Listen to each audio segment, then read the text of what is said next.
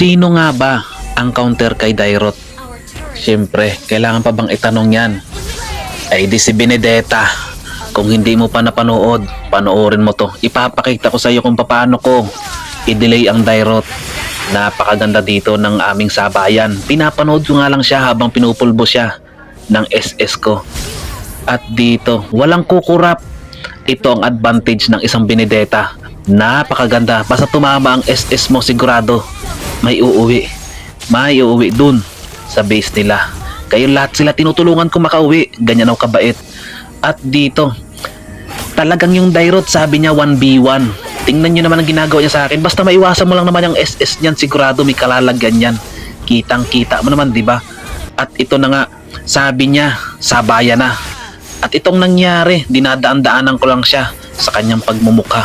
Kitang kita mo naman, di ba? Anong masasabi mo dyan?